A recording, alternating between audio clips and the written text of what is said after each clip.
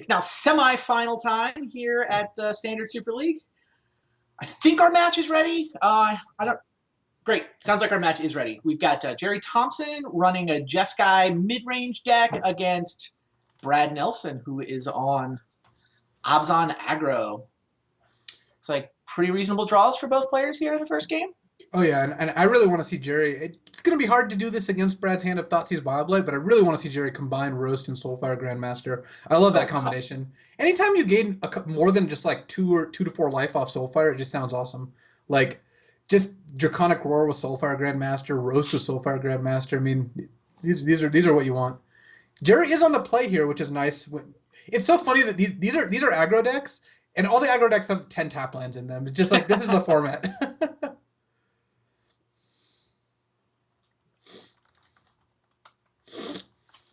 No one drops for Gerry, right? Brad's got 2 Warden in the first tree, I believe, is his one drops.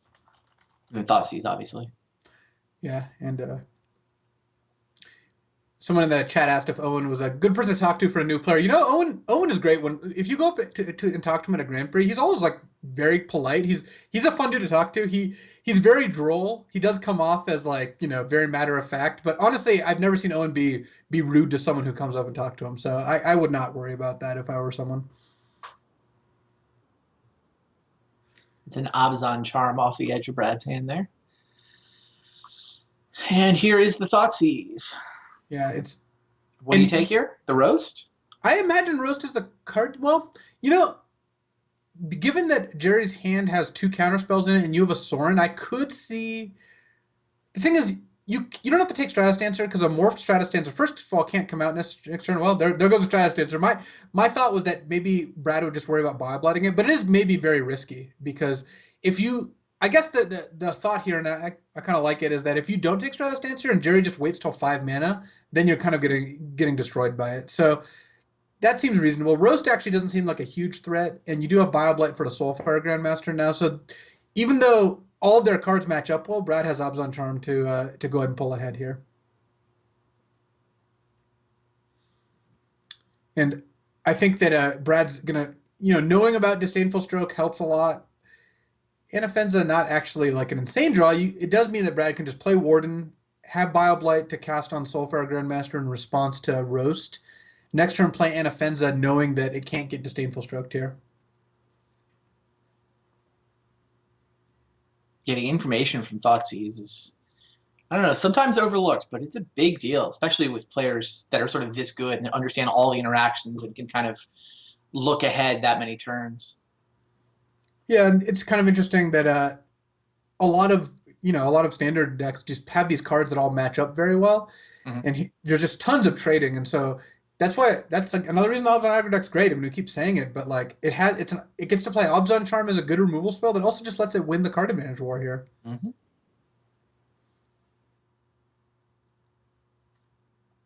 see, Brad can pretty confidently play Anafenza here. Gerry, of course, is getting pretty flooded here, but look, Anafenza dodges Disdainful Stroke and Lightning Strike, which, you know, that's a pretty good combination of cards to dodge. And Temple sees Hordling Outburst. Top or bottom?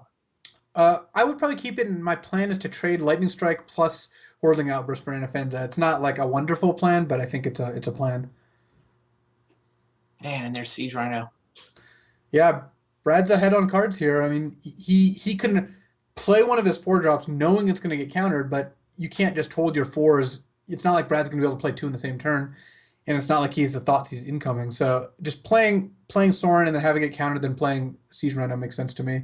Gerry has to counter this here. There's no, even though it's not a good sign when your opponent plays into your Disdainful Stroke in this spot, just because you know that, you know, it's bait. They're aware of it. Like, if Brad had all lands in his hand, he wouldn't do that because he would wait for a Thoughtseize. But because he's got a bunch more spells, I mean, yeah, Jerry's not in a good shot here. It doesn't mean Gerry can decline to counter it, though, like you say. He knows it's bait, but he doesn't really have any choice. Yeah, he for sure doesn't have a choice there. And wow. Yeah, Brad just so far ahead. I mean, Brad would be able to pull ahead with Abzan Charms even if he had drawn a few more lands. That is one of the features of the standard format, though, is that, like, it can be hard to pull ahead when your opponent draws, you know, 2 less land and 2 more spells than you, because all the spells trade so equally.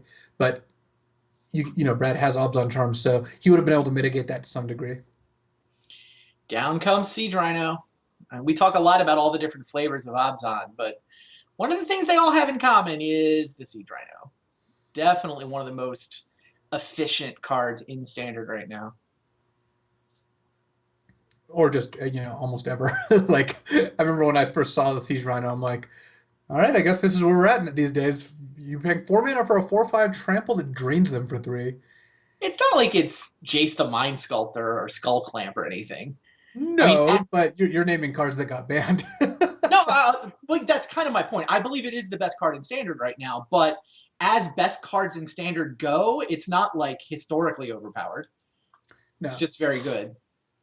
So Gerry making the double block, which I think he had to do, and then Obzon Charm exiling Ash Cloud Phoenix, just putting Gerry in a really bad spot. Oh wow, if Brad didn't have the second Obzon Charm, Gerry actually might be somewhat stabilized here. But the second Obzon Charm is going to make it pretty hard for Gerry to come back. Jeez. There's a Wingmate Rock. So, Brad has to probably take a turn off. He can't play Wingmate, I don't think, this turn. So I think now he's still just going to run the exact same playback as last turn. Yep. It's funny that Gerry's just walking into all of Brad's cards, but I don't think Gerry had anything close to a choice in any of these turns. Like every single play Gerry's made has been forced because he just has no resources. It's not like Gerry's ever looked and been like, should I play card A or card B? It's been like, should I play the one card I have? Yes, I should. So, I mean, I think Yeah. Gerry is basically just dead here. His way to get out of this would have been to draw like Dig Through Time into something. That is one of the advantages his deck has, is that in a nutrition war, Dig Through Time is a very good draw, but it's too late now. I mean, facing down a Wingmate and a Clone and a Siege Rhino is just way too much. Siege Rhino takes half of Jerry's life. Presumably, Brad's going to play the Wingmate Rock. Yep. Yeah, he doesn't have to worry about end hostilities or anything like that, so. Right.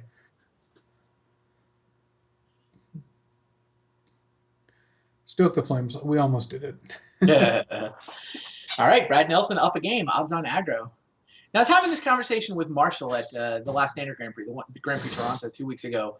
Right. What's your take on all the different flavors of Obzon? Like, we were trying to imagine this scale that goes from, like, Warden of the First Tree as a 1 up to, like, Ugin as an 8. Like, where are you on the aggro versus control scale? I know. Is it all just one archetype, or are there meaningful distinctions in there, or what's your? Well, I actually heard your guys' conversation. It was interesting to listen to. So it's interesting because yes, if you can stack a lot of these Obzon decks on top of each other, and they have so many of the same cards. Like you can set up a differential between them, and it's not always very big. But it depends. Why are you trying to classify the archetype? You have to ask yourself that. Like, are you trying to figure out like what cards are good against them? Because those do vary wildly. I mean, sometimes you for example, a card like Bile it's great against Obzon aggro, kills all their creatures, or at least a lot of the ones they'll play early. Mm-hmm. It's just it's very bad against Obzon control. So I feel like in terms strategy wise, Obzon control, like basically any Obzon deck that has Courser and Elspeth, it doesn't even have to have Sylvan Caryatid, but often they do, or sometimes they do. But the Courser Elspeth decks are one side, and then the Word in the First Tree decks are the other side. And there's a spectrum. Sometimes you'll see a Courser deck that has Death Dealer in it. Fleecemane line also kind of straddles the gap because you see decks with all sorts of decks with Fleecemanes in them. Yep. I think that when you're playing a deck like a proactive deck, it might not matter too much because all your cards, like when you're playing an aggro deck, like all your cards are going to be trying to kill your opponent or kind of facilitating that. So it doesn't matter as much which Obzon deck you're playing against. When you're playing a control deck, which removal spells you pick is very important because there you have to decide, like, do you want Ultimate Price? Do you want Bile Blight? Do you want Hero's Downfall? And I think these Obzon decks are close enough together that you can talk about them in the same breath. But look, like there's a card like Drowned in Sorrow in Brad's hand that sometimes you'll board in against these decks. It's just you just have to decide, why you're trying to make this distinction because for some reasons, for some purposes, it's very useful to classify them differently, and for some decks, they don't care. They're the same deck. So got it. Brad is certainly a guy who believes in sideboarding and having the ability to customize his deck, turn it from an aggro deck into more of a controller's deck.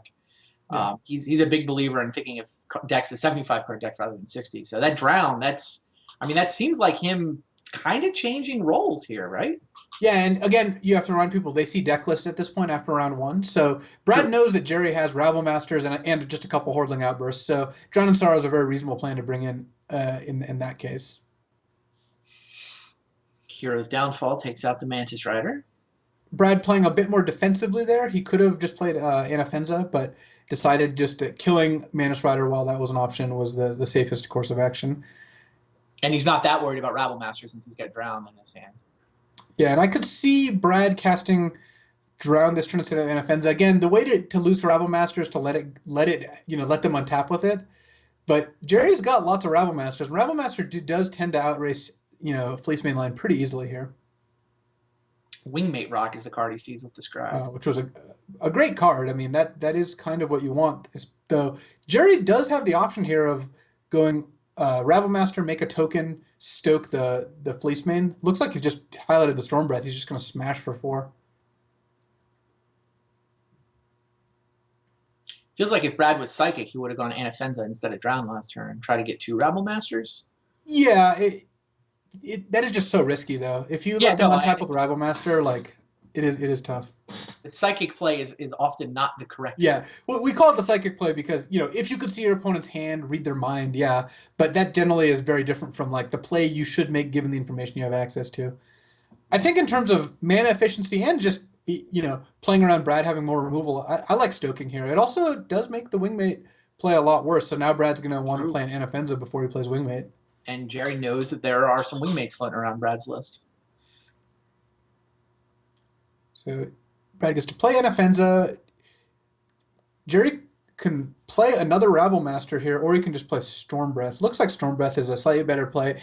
Because Rabble Master's already going to get to 4 power here, you can just play Storm Breath and you can attack, threatening to deal a ton of damage. If Brad blocks the Rabble Master, then he doesn't get to Anafenza anymore. But if he doesn't block Rabble Master, he takes 9 going to 6 and is facing down a Storm Breath. So it's actually a really bad spot no matter what he does here. All right. Brad decides to block a Goblin token. He does not want to trade Anafenza for Rabble Master. So he takes 9 and then gets to attack and play Wingmate. And then I think Gerry... Well, actually drawing the Warden was not bad. Because Gerry would have just won on the spot. Actually, because of the second Rabble Master, had Brad not drawn Warden, because Gerry could put enough creatures into play. Oh, Brad had to take a point to play Wingmate too. So actually, Gerry still gets to win here. Well, drawing Lightning Strike off the top doesn't makes hurt. that a lot easier. Yeah, send him over. Protection from white on the Storm Breath means Brad does not have the option to block that. 4 from the Dragon is going to combine with his Lightning Strike to give Gerry Thompson game 2 and send us to a 3rd and deciding game here in the semifinals. It would surprise me if Gerry didn't have some thought of messing with the numbers of Rabble Masters post board. When you're on the draw, Rabble Master does get a lot worse, especially against a deck with Drown and Sorrow, but it's still such a powerful card that I can't fault you for leaving it in. I just know that when I played decks with Rabble Master, I boarded out a lot. Let's look at the sideboards, actually. I want to see Brad's in particular. See if we can get a sense of how aggressive his deck actually is after sideboarding. There's, 2 Drowns to bring in? Maybe the Bile Blight? The 2 Wingmates join. There's 2 Wingmates in the main, 2 Wingmates in the board to start. I certainly don't think you'd want to play all of the Wingmates. Just you don't need that many 5-drops. Ultimate Price looks excellent. Just kills Storm Breath and it kills Rabble Master, though it doesn't kill Mantis Rider. So there is that. All true. And then Gerry on the other side. Gerry with Anger of the Gods. They each get to bring in their Drown equivalent, which is kind of funny. Do you think Gerry went that way, though? It's not great against Anafenza, Wingmate, Rock, Siege Rhino. So I could, and you're not trying to play a control game necessarily. I could see on the draw being a little more appealing, but I wouldn't be. I could see Gerry not bringing in Anger just because it doesn't promote the draws that you want to get against Brad. It's not like you have a controlling. Necessarily the more controlling deck. Yeah, I think Jerry's the beatdown here. I think they've both just decided that Gerry gets to be the beatdown, and then they play it out and see how it works. And well, Gerry does have Disdainful Stroke, so he's very clearly worried about Wingmate Rock. But it is gonna. I think he is gonna run into the same problem again, which is Thoughtseize is gonna see Disdainful Stroke, and that does make it a lot worse. Gerry's current decision, though, is whether he wants to play Temple or Evolving Wilds. It's Hmm. it's made more interesting because Jerry doesn't have a painless blue source, so he'd have to play a Shivan Reef on turn 2 if he wanted to have blue, but he doesn't have a blue card he needs to play early anyway, so I kind of like just playing the Temple. He does play the Temple. He sees a lightning strike. Top or bottom? Given his hand, I actually would bottom it, I think, but just because Brad is not going to be on tons and tons of cards that get hit Hmm. by it. Looks like he So put it on top. he did keep it, and Brad is going to play a Fleeceman here, presumably. Right, right. Yeah, Brad's not going to play that Thoughtseize for a while, right? Doesn't his draw set up Fleece Main into Anafenza? It does. I I would have bottomed it just because I also like trying to find a one of your powerful 3 drops. Jared's got to be feeling decent about leaving it on top, given that Brad immediately played Fleeceman, but Brad doesn't have another target for it. I mean, that Lightning Strike's not a good card in Jerry's hand right now. Yeah, first one was good, but not the second one. Here is Anafenza, which Jerry's hand is kind of soft too. Yeah, he does have Stoke. He's going to get to Stoke it in a turn, but he's a turn behind. Jerry's basically not Oh, doing got anything this roast turn. now too. He did draw Roast. Well, he put roast on top with the Temple. Yeah. He would have had Roast in his hand last turn if he had binned the Lightning Strike. But he may not have wanted to play it anyway because he'd be worried about a Siege Rhino. Wow, and now Brad gets the Thoughtseize. He's presumably going to take the Stoke here and Well, believe the coast is clear. there's a chance of that, certainly. Disdainful Stroke is annoying when you have Wingmate Rock in hand. I could see taking Disdainful Stroke and then just trying to set up a Wingmate, but it makes a lot of sense for Brad to take Stoke, and that's going to work out very well for Jerry. Yeah, it is. And then Brad. Brad's keeping an ultimate price on top, which is also good for Jerry because Ashcloud Phoenix doesn't care that much about ultimate price. There is the roast. So Jerry gets to roast Anafenza and leave up Disdainful Stroke. To which Brad's going to go Temple of Malady, go. I could see Brad playing Wingmate just because he knows it's going to get Disdainful Stroke at some point, but that it seems like there's no reason to do that. You're getting pressured here. Yeah, Brad Temples sees a land with the Temple and pushes it to the bottom. Yeah. Evolving Wilds punishing Jerry a little bit. I mean, Jerry never had an opportunity to play it earlier or anything. It's just having all those tap lands means that Jerry couldn't play Mantis Rider and leave up mana. But this is actually looking pretty good for Jerry now because he gets to play Mantis Rider, have a Disdainful Stroke up here. He also gets to have a Ashcloud Phoenix, which then gets around ultimate price quite nicely. So the ultimate price not looking all that great in Brad's hand right now. And because Jerry drew a 6th land, he can actually just play the Ashcloud Phoenix first. Flooded Strand taps, of course, because of the Urborg in play on Brad's side.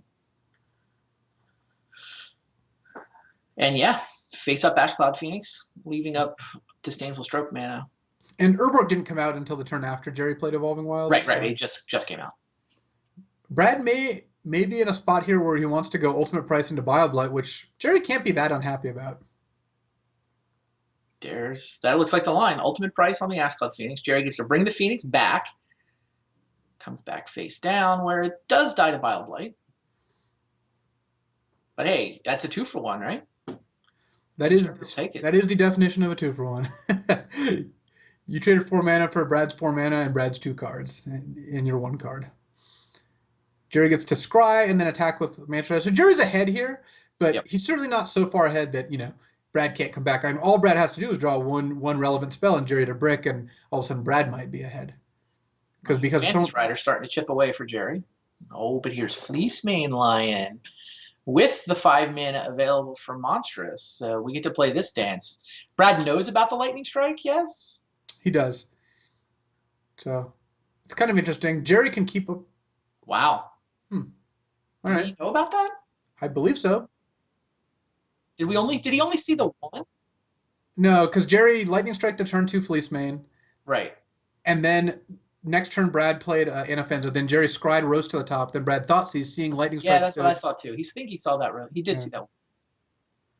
Oh wow, this is kind of a beating. Oh, jeez. Ojutai's command here gets to counter the Rickshaw Sun and just draw a card, but that's still, I mean, in this stage of the game, this was a very strong just 2-for-1, 2-for-1 you. This seems great for Jerry. Yeah. Mantis Rider keeps chipping away. He's still got the Disdainful Stroke ready to counter Wingmate Rock, which he knows is there, right? Or does he know it's there? Gerry doesn't know it's there. Brad knows the stroke's there. Yeah. Yeah. Okay. That's right. Wow. Now Soulfire Grandmaster. Gerry has enough mana to play Soulfire Grandmaster and then activate it and then play Disdainful Stroke, so he could kind of go off. But Brad is going to get to successfully this monstrous a Fleecebane line Fleecebane. actually going to go monstrous, right? Yeah. Although he does take a damage there, so. Well, no, he should. Oh no, Urborg, right? Yeah, that's for sure. So Gerry gets to attack Brad down to 4. The Fleecebane just has to stay back and block the Soulfire Grandmaster anyway, and so Gerry's significantly far ahead here. It also doesn't help Brad that some of Brad's outs, like Siege Rhino, do get countered by Disdainful Stroke. Though Warden of the First Tree, actually a very good draw here because he can double activate. He can double activate. Gerry can take him to 1, but then Brad gets to untap and attack with an 8/8 Warden. So Gerry actually needs to draw something. Oh, well, there we go.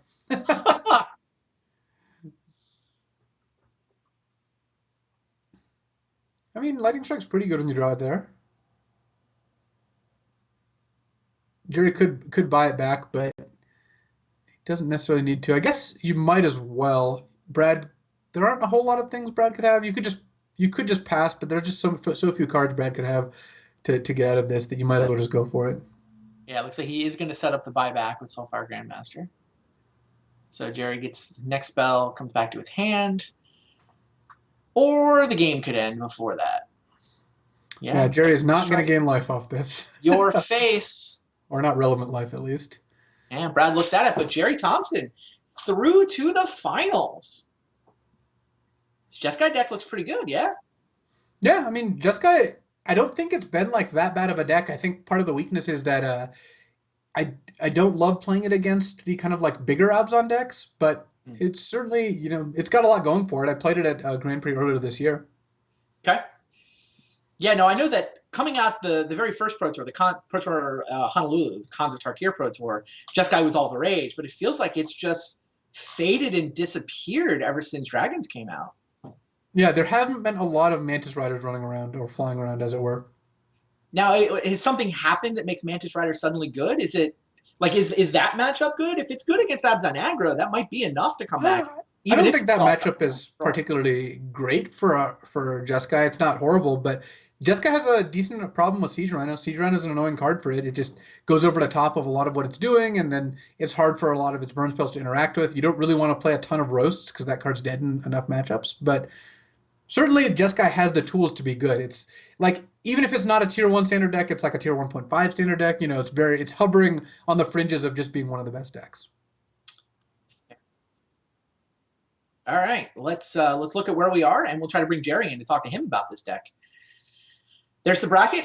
Gerry has now advanced to the finals. Gerry's second trip to the finals, so he may find himself in first place when all the dust settled, although Owen, a previous winner as well, so Owen may have a thing or two to say about that.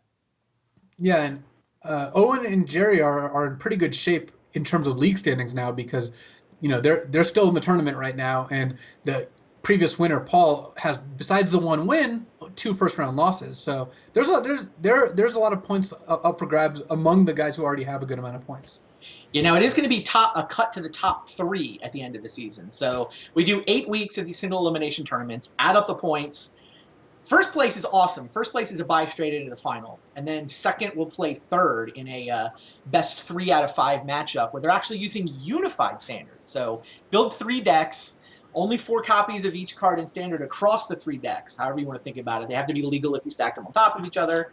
That's the idea. But yeah, that's how our finals are going to work. It'll be second place third, and then the winner of that takes the regular season 1 seed in the finals. Yep.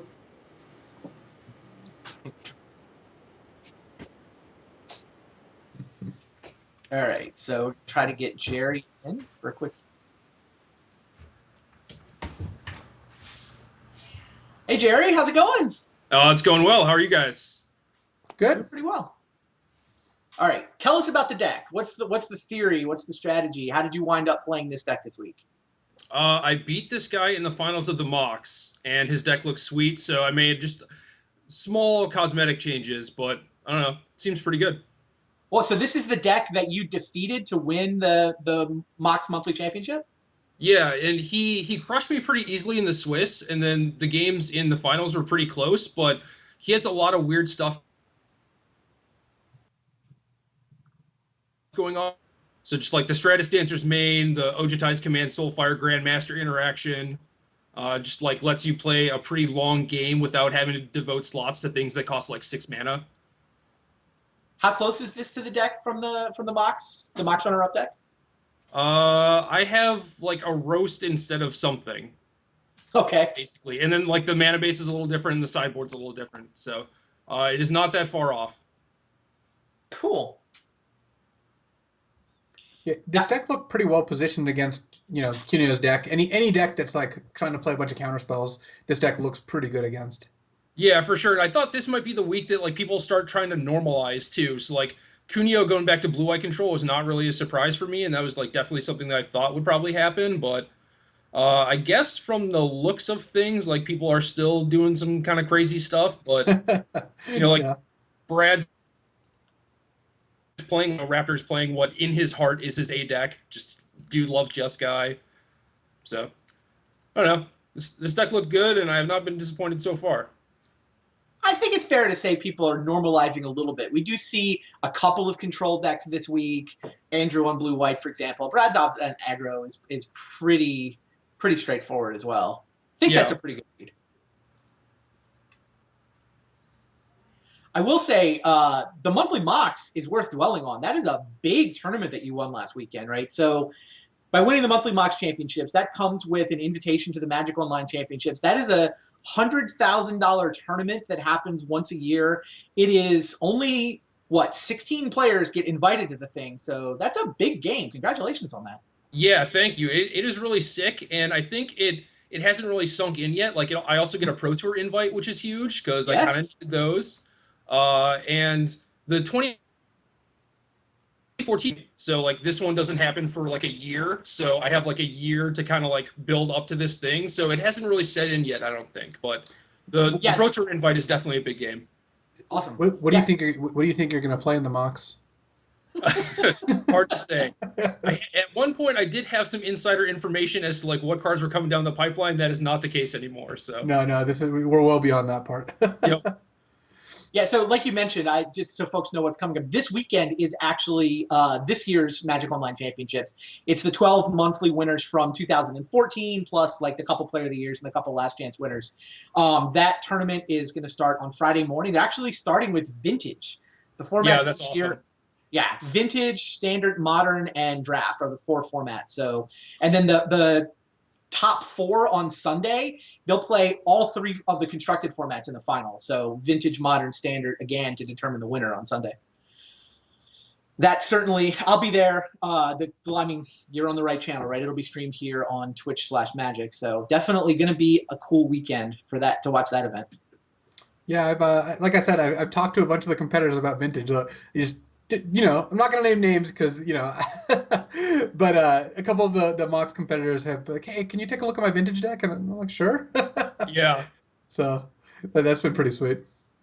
Yeah, actually, Ularade knows that I go play a Vintage Friday Night Magic from time to time at Mox Boarding House. And that only happens once a month, but it actually is this Friday. So like Friday after the end of the Magic Online Championships, I'm driving a carload of people over to Bellevue to Mox Boarding House to play Vintage Friday Night Magic. At least Ula's going to join me. I think he's bringing his cards all the way from Sweden to play Vintage FNM. Yeah, that's cool. Like normally I would actually be at that FNM too, but I don't know. I booked a last minute ticket to Dallas this weekend for the Open. So Oh, nice. Very nice. Unfortunately, have to miss the FNM. I'm a fan of last minute tickets. Yeah, of course you are. Mine's not like an overnight flight or anything though. No, that's where you truly want it. Yeah, for sure. Or you have a day job, one or the other. Maybe both. Yeah.